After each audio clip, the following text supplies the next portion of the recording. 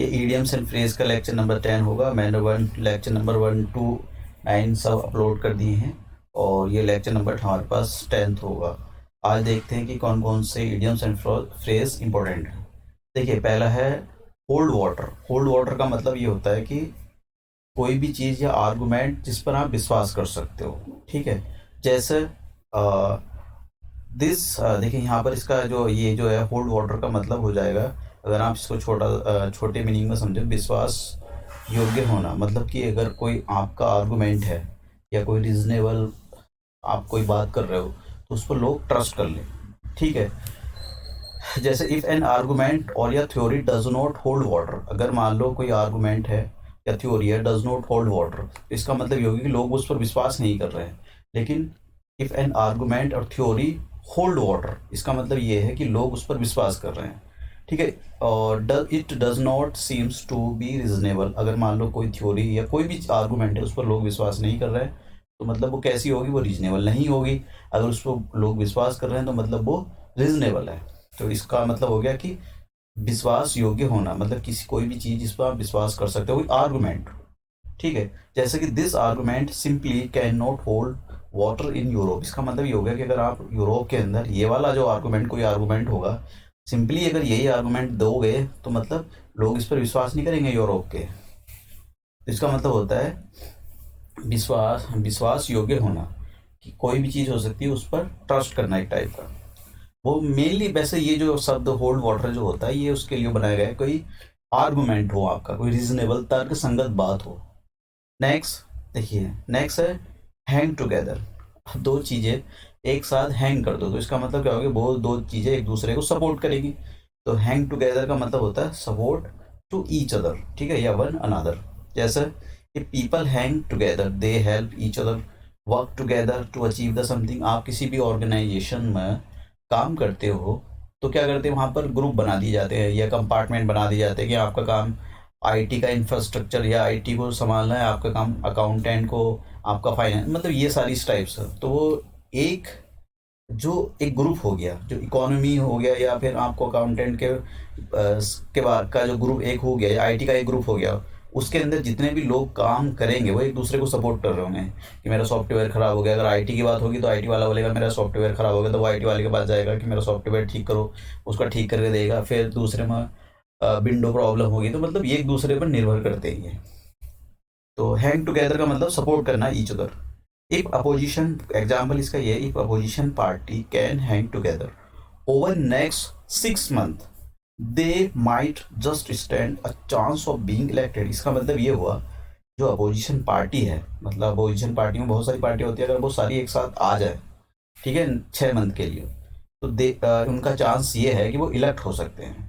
ठीक है, जैसे अभी बीजेपी है सत्ता में, तो क्या करे अपोजिशन पार्टी जैसे कांग्रेस या दूसरी पार्टी, एक एक संगठन बनकर आ रही है कि किसी तरह बीजेपी को हराया जाए। अब hope, next hop against hope. इसका मतलब होता है होप अगेंस्ट होप का मतलब ये होता है कि मतलब एक किसी भी ऐसी चीज में एक होप करना जो इम्पॉसिबल है। ठीक है, मतलब बहुत ज़्यादा होप करना। होप अगेंस्ट होप का मतलब होता है बहुत ज़्यादा स्ट्रांगली होप करना किसी भी चीज़ में।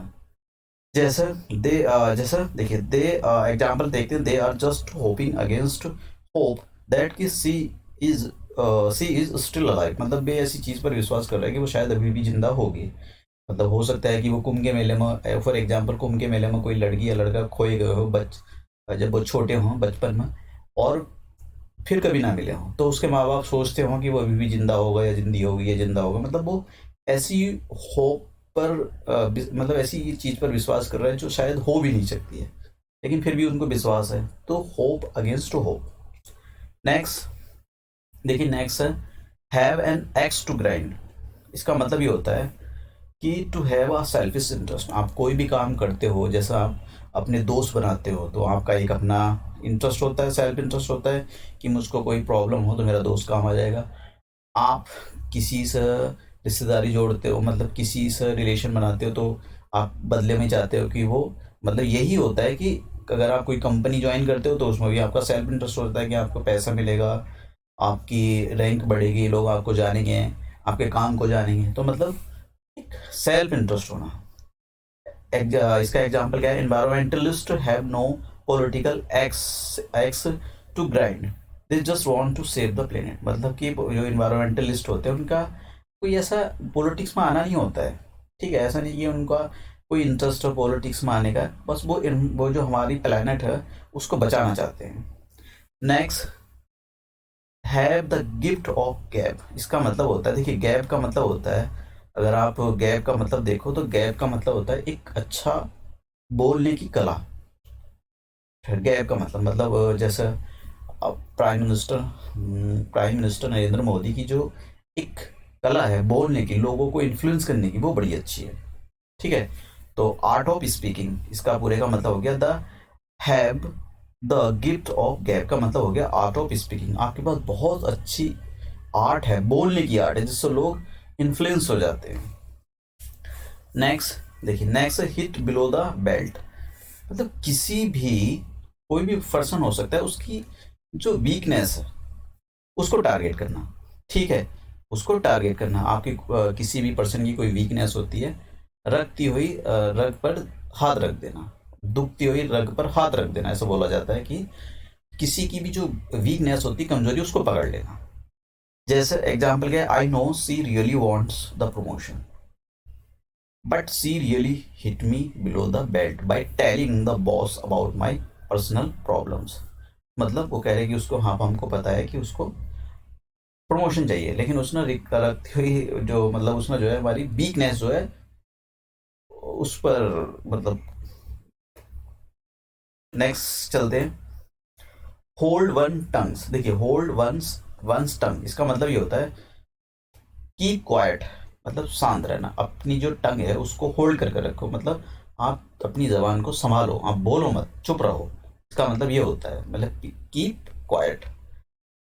नेक्स्ट है हरक्यूलियन टास्क। देखिए आप ना एक, अगर आपने बहुत ये हिस्टोरिकल मूवी देखी हो तो उसके अंदर, मतलब एक ऐसा पर्सन होता है जो बहुत ही ताकतवर होता है, और उससे जब भी कुछ काम करवाना होता है तो हर, उसका नाम होता है हरकुलिस। जब भी कुछ काम करवाना होता है, किसी वॉर में लड़ना होता है, ऐसी वॉर जो जो ऐसे हरकुलिस के बिना नहीं जीती जा सकती, तो हरकुलिस को लाते हैं। मतलब जब भी कोई ऐसा काम, डिफिकल्ट काम है, तो हरकुलिस को बुला कर लाया जाता है, उसका नाम हरकुलिस होता है। एंशियंट स्टोरी के अंदर अगर बहुत सारे आप किताबें पढ़ोगे तो हरकुलिस नाम का एक वॉरियर होता है। उस वॉरियर का काम होता है कि जो ऐसा वॉर लड़ना जो बहुत ही डिफिकल्ट होता है, मतलब उनको, हरकुलिस जिसकी साइड होता है उसको, उस पार्टी को नहीं पता होता कि वो बिना हरकुलिस के जीत जाएगी, तो इसलिए वो हरकुलिस को साथ रखते हैं। तो हरक्यूलियंस टास्क का मतलब ये हो गया कि ऐसा काम जिसमें बहुत ज़्यादा फिजिकल स्ट्रेंथ की ज़रूरत है, बहुत ज़्यादा एनर्जी की ज़रूरत है, बहुत एफर्ट्स की ज़रूरत है, बहुत पावर की ज़रूरत है उसको अचीव करने के लिए, ठीक है। तो इफ देखिए एग्जाम्पल क्या, it will be a herculean task to get through the quarter finals, ठीक है, मतलब quarter final, to get through the quarter final, quarter final से पास होना, ये बहुत ही हरक्यूलियन टास्क है, बहुत ही एक एनर्जी पावर, आपको बहुत कुछ यूज करना पड़ेगा। But this untested team is up for the challenge. पर लेकिन ये जो टीम है हमारे पास, अभी तक इसको टेस्ट नहीं किया गया है, ये भी तैयार है। अब एक होता है हेसिलियन, देखिए हेलिसियन, सॉरी हेलिसियन डेज, हेलिसियन डेज, हेलिशियन के बारे में देखते हैं कि हेलिशियन जो होता है एक ऐसा टाइम होता है। मैं आपको कुछ टाइम बताता हूँ कि जब इंडस्ट्रियल रेवोल्यूशन मतलब आया नहीं था, तो उस टाइम पर क्या करते थे लोग, बड़े इतना खाते थे जितना अपना सेविंग कर लें और थोड़ा बहुत बचा ले, मतलब जितना भी कमाते थे उसमें थोड़ा बचा लिया, और बाकी अपना आराम के साथ लाइफ पास करते थे वो खूब एकदम।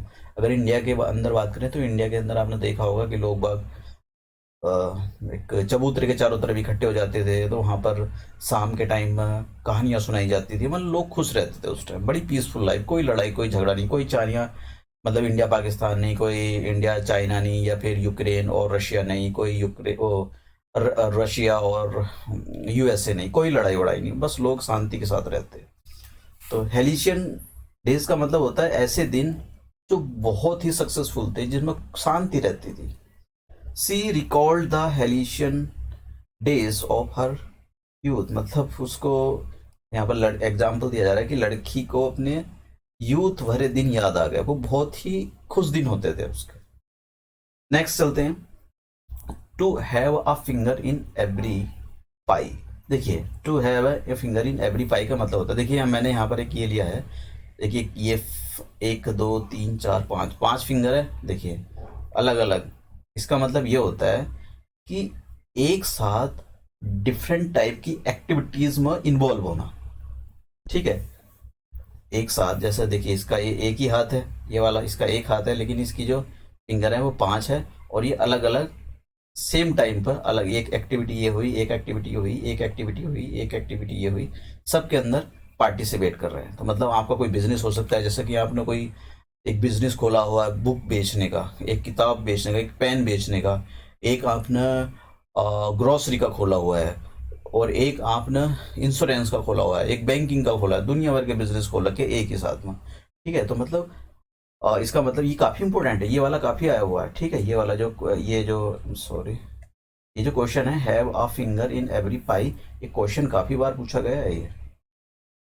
तो इसका मतलब हो गया कि डिफरेंट इन्वॉल्व होना डिफरेंट एक्टिविटीज में, या कोई एंटरप्राइजेस हो सकता है, मतलब बिजनेस में, अलग अलग बिजनेस में एक साथ इन्वॉल्व, कुछ भी हो सकता है, किसी भी चीज़ में एक साथ इन्वॉल्व होना, बहुत सारी चीज़ों में इन्वॉल्व होना। नेक्स्ट हैव, देखिए एग्जाम्पल आप पढ़ लेना इसको, मैं जो भी कुछ थोड़े से डिफिकल्ट लगेंगे तो एग्जाम्पल के थ्रू मैं पढ़ दिया करूंगा, अगर जो इजी है तो आप उसको खुद ही पढ़ सकते हो। देखिए हैव एन आयरन विल, इसका मतलब होता है स्ट्रॉन्ग विल, मतलब आपने बहुत स्ट्रॉन्ग विल बनानी है कि आपकी जो है यूपीएससी का एग्जाम निकालना है, आईएएस बनना है आपको, आईपीएस बनना है। ठीक है, इंडियन फॉरेस्ट सर्विस में जाना है आपको, मतलब आपने ये पूरा एक स्ट्रॉन्ग विल बना लिया आपने। You have an iron will. जैसे despite the setbacks in her life, उसकी लाइफ में बहुत डिफिकल्ट होने के बावजूद भी athletes has time and time again display an iron wills in her quest to win the olympic gold medal. मतलब जो एथलीट्स जो था उसने time and time again display, मतलब उसने हर बार, मतलब अगेन अगेन अगेन उसने डिस्प्ले किया, क्योंकि उसके पास एक आयरन बिल थी ओलंपिक में जीतने की, ओलंपिक में जीते और गोल्ड मेडल लाए। नेक्स्ट नेक्स्ट होल्ड आउट, या देखिए होल्ड आउट ऐसे भी आता है, ये होल्ड आउट एन ओलाइव ब्रांच, या फिर होल्ड ऐसे भी आता है कि ऑफर एन ओलाइव ब्रांच। इसका मतलब ये होता है कि देखिए, मतलब सपोज करो आप किसी भी डिसएग्रीमेंट को, कोई डिसएग्रीमेंट, कोई जैसे मतभेद हो जाए किसी दो पर्सनों के बीच में, दो तीन ग्रुप के बीच में, तो उसको सुलझाने के लिए गेस्चर देना। ठीक है, टू डू या say something in order to show that कि you want to end a disagreement with someone. मतलब आपकी कोई हो सकती है मतभेद चल रहे हैं किसी के साथ, तो कुछ पर्सन होते हैं, आप उसको कुछ बोलोगे तो वो चाहेगा कि किसी न किसी तरह से मामला सुलझ जाए, तो वो ऐसे गेस्चर देते हैं कि चलो ठीक है भाई, हम तुम्हारी बात मान लेते हैं, ठीक है हम ही नुकसान कर लेंगे, कोई बात नहीं, इस चीज़ को सॉर्ट आउट करो जो भी प्रॉब्लम चल रही है। तो मतलब एक टाइप का गेस्चर होता है ये। ठीक है, एक कि हम किसी भी चीज़ के जो डिसएग्रीमेंट बना हुआ है वो किसी तरह से सॉर्ट आउट हो जाए, तो उसका एक गेस्चर। नेक्स्ट चलते हैं, देखिए हैंकी पैंकी। देखिए हैंकी पैंकी का मतलब ये होता है, मतलब हैंकी पैंकी का मतलब ये होता है कि अनएक्सेप्टेबल बिहेवियर या डिसऑनेस्ट बिहेवियर। जैसे मैं आपको एक एग्जांपल बता देता हूँ, सपोज करो कि अगर आप हाँ मैं कहता हूँ एक वैसे ये एग्जांपल जो होता है, मैं अब ठीक है बता देता हूँ। आप किसी भी टेम्पल में गए, लेट्स से टेम्पल की बात मारो आप, एक वो ले लो, पार्क ले लो। तो जो पार्क होते हैं वहाँ पर काफ़ी अलग अलग टाइप के लोग आते हैं, सॉरी अलग अलग टाइप के लोग, मतलब वहाँ पर गर्ल्स भी आती, बॉयज़ भी आते हैं, छोटे बुजुर्ग भी आते हैं, सभी आते हैं।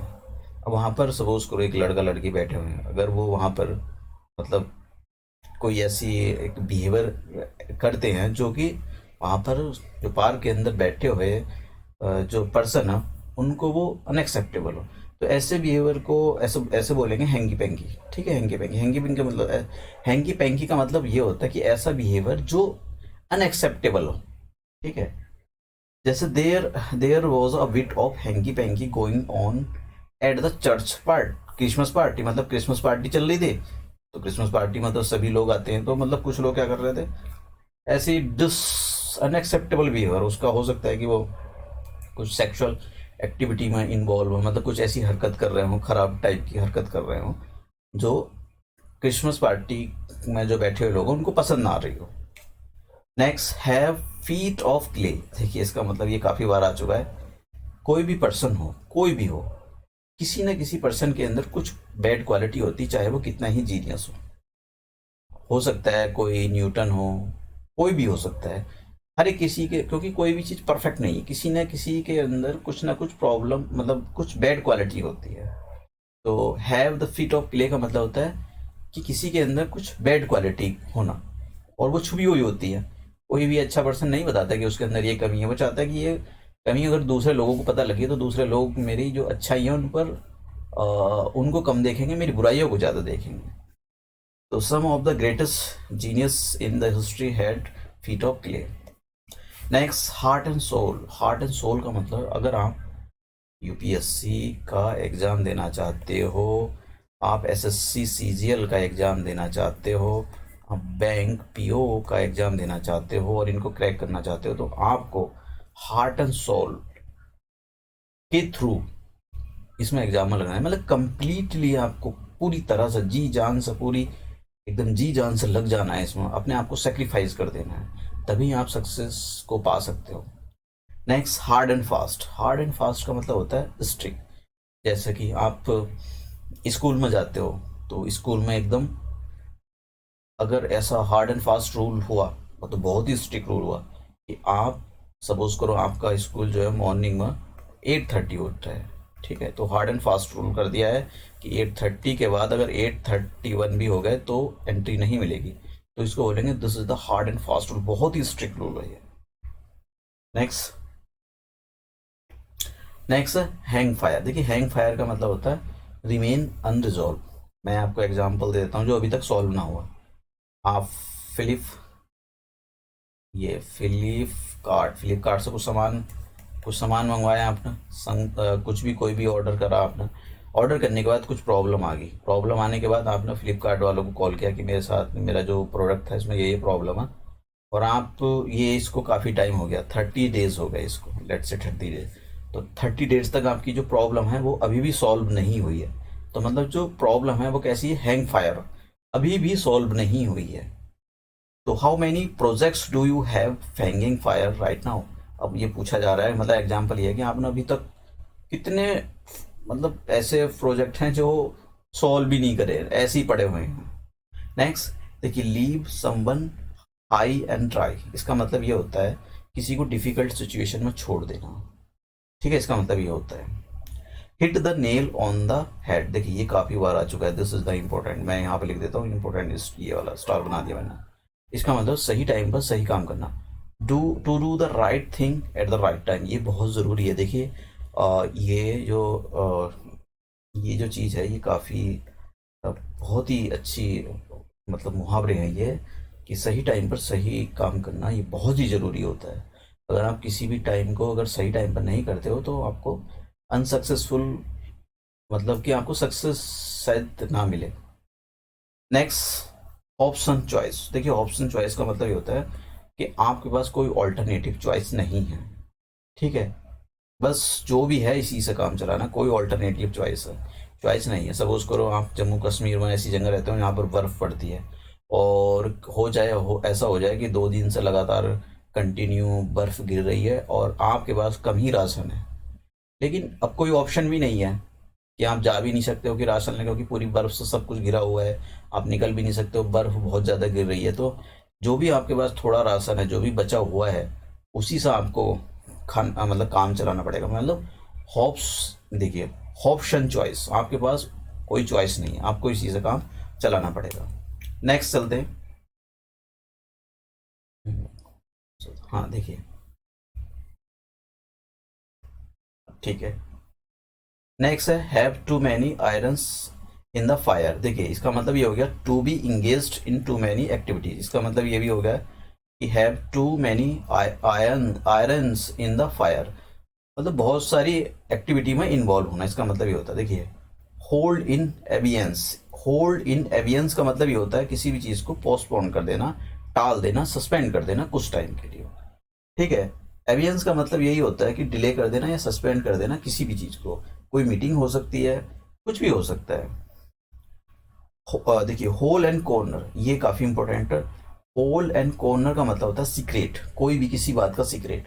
जैसे you can be sure there is some holes and corners activities going on in that private club. मतलब हाँ, कैन यू श्योर दैट मतलब कोई प्राइवेट क्लब है उसमें कुछ सीक्रेट एक्टिविटी हो रही है, कुछ भी हो सकता है, वो सीक्रेट की हो सकता है कि वहाँ पर किसी के खिलाफ कोई षड्यंत्र रचा जा रहा हो, कुछ भी हो सकता है। नेक्स्ट कर रहे हैं, देखिए आप इस स्लाइड को जरा वो करें, ये बार बार पता नहीं क्यों ये आ रहा है, लिखा हुआ है।